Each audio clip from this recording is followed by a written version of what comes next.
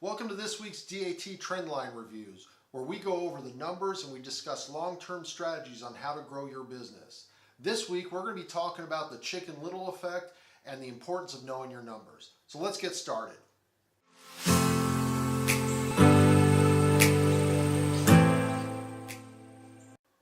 Hello, I'm Bill Hood with the TruckingMBA. Thank you for joining us here today.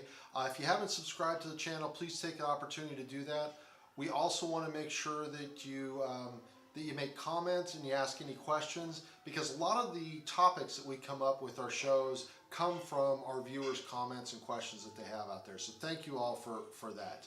Today, as I said, we're going to be talking about some of the numbers just briefly, and then also going over what we call the Chicken Little effect out there, as well as why it's so important to know your numbers when you're building a long-term strategy for your business. So let's jump right into the numbers. So according to DAT Trendlines, for the week of April 15th through the 21st, we're seeing the spot market loads increase 3.1% and spot market capacity increased 4%. Now, what we can see just with that alone is the fact that we know we're going to see a load to truck ratio is going to be down, because we have a gap where the market loads are less than what we saw capacity. We're looking at the van loads to truck ratio down 2.2%, and the van rate is off 5 cents. So let's discuss some of those numbers. So let's take a look at this 5 cent per mile drop. Now remember, we can't look at things in a vacuum. We have to take a look at the big picture of everything when we evaluate what does this 5 cent per mile drop mean. We know it's spring, we know it's April, it's first month of a quarter.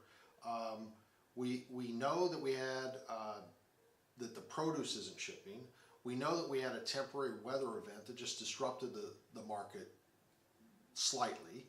And then we also know that we haven't had the shipping of the spring flowers and the plants. That just hasn't taken off the way it normally would this time of year. Now, these are temporary events. And what we can't also forget is we know that the last week of a quarter, we're going to see a spike. This week, when we compare this week's numbers to the last week of the quarter, we are even. So that's a positive sign right there.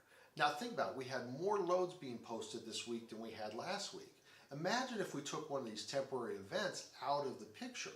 What would have happened then? We probably would have either been neutral or seen an increase. You take two of the events out of the picture and we would have seen things moving up. So when we look at the long-term trends, we're still seeing everything moving up. So this little dip isn't really an impact or a factor that we want to be concerned about. Now, if we start to see something, let's say we see unemployment is up, we see consumer confidence is down, things like that, we see durable goods orders are dropping off. Those would be indicators that are more of a longer term impact that you would want to look and say, okay, maybe this is the beginning where we start to see some softening and the cycle is turning. Let's talk about the Chicken Little effect. Now, in any given week, I talk to hundreds of owner-operators and small carriers, and I look back at last week's comments around rates, and the sentiment was neutral to positive. But if you follow some of these Facebook groups, you would have thought the sky was falling. So what I did is I took a look at one of these posts that had hundreds of responses, and I started counting the people that had talking about the rates were down, they're sitting the week out. Basically, they have a negative sentiment about what's happening for rates on the week. And when I got to 40, I really stopped counting because it kind of proved my point at that stage.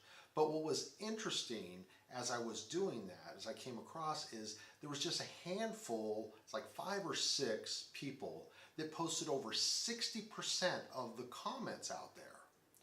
So this brings up a couple really good points. Now, the first one is groupthink.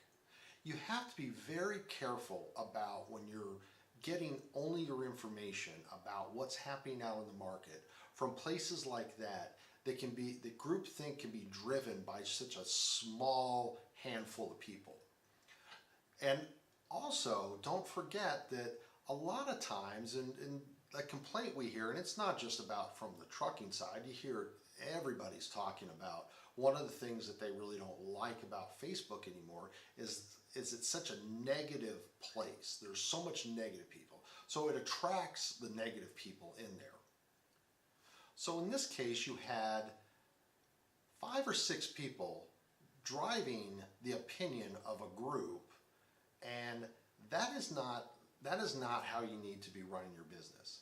Which brings up the second point and the other topic for today we wanted to talk about, which is knowing your numbers. So if we're talking about knowing your numbers, this is obviously a subject we could spend hours and hours on, probably days on, right?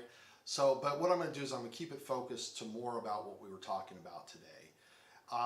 And the best way for me, I think, to kind of go about this, give you a couple examples of recent examples. So a couple weeks ago, I was talking to an owner-operator with a new authority, been out about 5 weeks, said he was really depressed because he's not making enough money. Now, when I asked him from the previous week how much profit he made, he said, I don't know, maybe about $1,500, $2,000. Well, right off the bat, my spidey senses start going off, because when somebody says, I don't know, that's your first indicator, right? And then once they go into the a range, $1,500 to $2,000, that's the second indicator you have right there. So, so what we did is we had him send over all his information. So I got all his expenses and all his load information. Once I got that information, then we really started digging down, and there's some stuff that wasn't in there. We figured out what his costs were, what his fixed costs were. We knew what the variable, because I had the fuel expenses there. We put just a fixed number of $500 a week to put in a maintenance fund. And then I also dug in to figure out what his personal expenses were. So how much profit did he need to make in order to pay his bills at home? Because you could be making a profit, but if you're not making enough of a profit to pay your bills, you're still going to go broke. That's the challenge of being a solo entrepreneur. What do they call them? Solopreneurs, right? So once we started doing all that, we started working out the numbers. It was absolutely mind-boggling.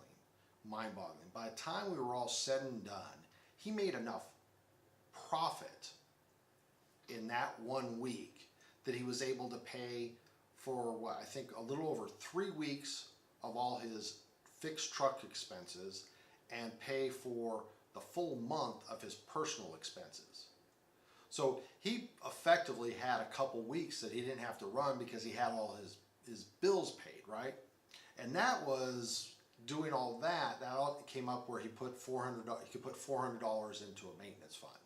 So he is getting depressed because he's not thinking he's making the numbers. He's being driven by watching all these people talking about the rates and everything that they're getting and how much money they're making. And he never really stopped and took a look at what he was really doing. The biggest factor he had was he had a cost per mile estimate at $1.75 per mile. And when we really broke it down to the actual number, not the estimate, the actual number for that week with the maintenance fund into it was a little over $1 a mile. So that's one of those examples where that group think can really skew you if you don't know your number. So now I hope you enjoyed this information. I hope you found it valuable. Please leave comments. We'd like to hear what you're thinking. If you have questions, don't hesitate to reach out to us or put the questions in the comments below. Again, subscribe so you can get more notified when more videos are coming out. Thanks for your time.